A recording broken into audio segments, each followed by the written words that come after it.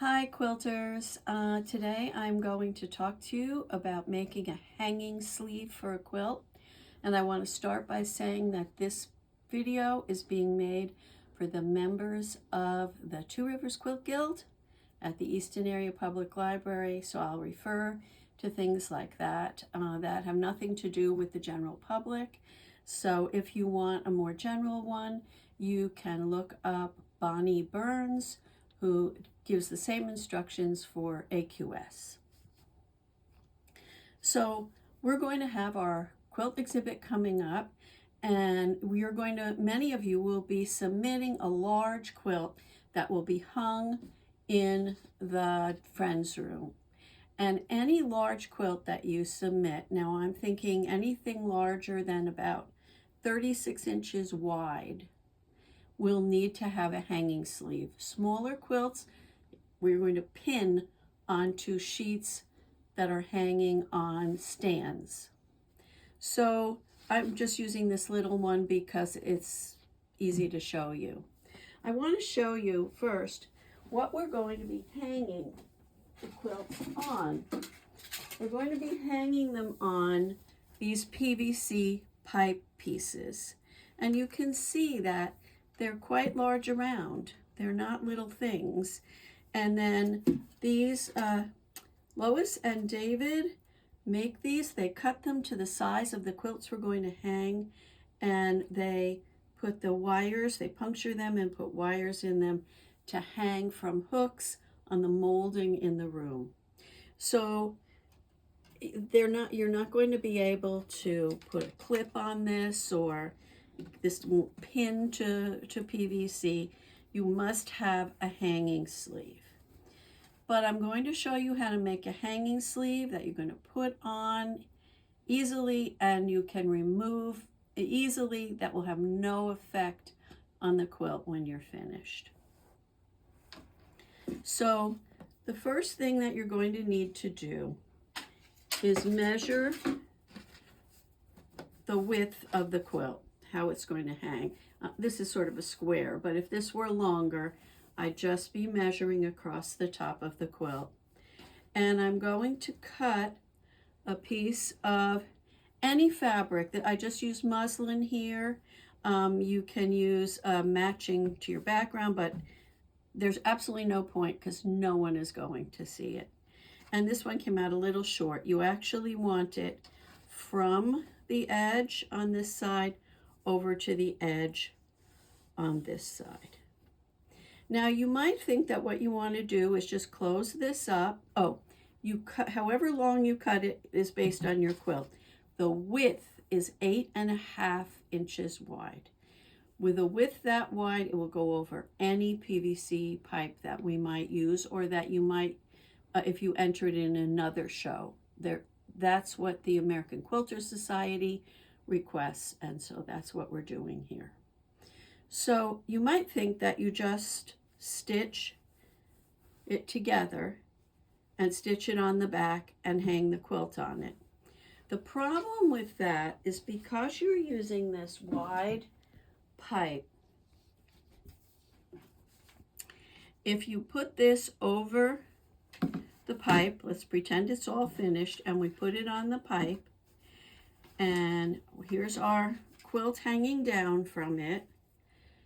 When we not yet, because we've sewn it. So here it is with our quilt hanging down from it. When we put it on a flat surface, like a wall, the top of our quilt goes like this. It makes a fat roll of the top part of your quilt. And it's not good for the quilt. It can stretch it. So what you want is a hanging sleeve that will make the quilt hang straight down from the front of the pipe. And it's a little unusual. It's not hard, but it took me a while to figure out how it works. What you're going to end up with is a sleeve. This is one that I put on a quilt that I made to hang in a show at some point. And I didn't take it off because it doesn't bother me. But I could take it off in just a few minutes. But what you're going to make is a sleeve that has a flat back, a flat part against your quilt, but you can see it has space in here for the pipe. And when you put the pipe in it, the weight of the quilt will make this rise up. It won't show, it'll just come up a bit, and the pipe will be in here.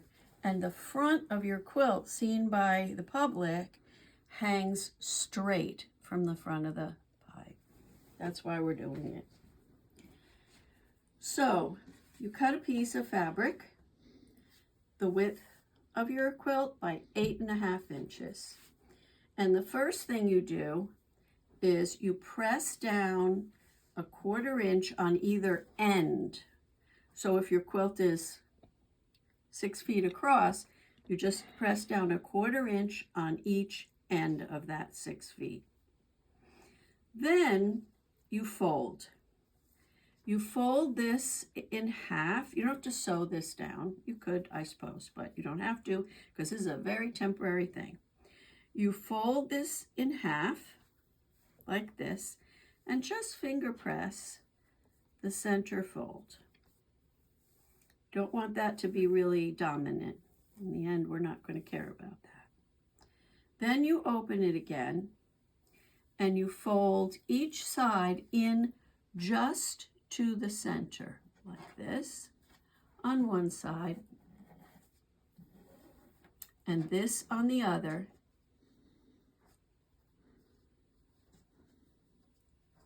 Just so they touch in the middle. Now, no overlap. Okay, they're just going to touch in the middle. And this fold and this fold, you are going to press the dickens out of with a good hot iron, because these are the folds you want to use. These are the folds you want to see when you're done. Then you're going to turn this inside out, and you're going to stitch across the 2 raw edges, catching these in on the ends. So it will look like this. I've just taken my piece. You can see, well, maybe you can. You can see a strong fold here and a strong fold here. And I've sewn across here about a 1/4 inch. Now I'm going to turn this right side out. And what I've done, what happens, oh, no, I'm not. First, I am going to press this seam open, being careful not to interfere with those other folds I've pressed in so hard. You can finger press it if you want. And actually, if you didn't press it at all, it wouldn't matter. It can just, the two can go in one direction or another. Don't bother to press it. I don't know why I do that.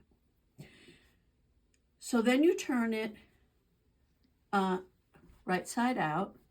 So these pieces are folded under, and when I lay this flat on the cutting board, you can see that this fold touches the cutting board, and then this lifts up, and this fold touches the cutting board.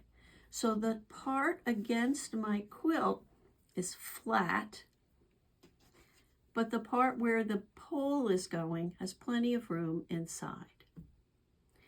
Now I'm going to hand sew this. I'm going to center it so it's inside the two, well, it's inside 3 binding edges. This one, and this one at the top of my quilt. And you know me, I make the tiniest stitches I can possibly make. Not on this one, because I'm going to rip it out. So I'm going to start in the corner-ish,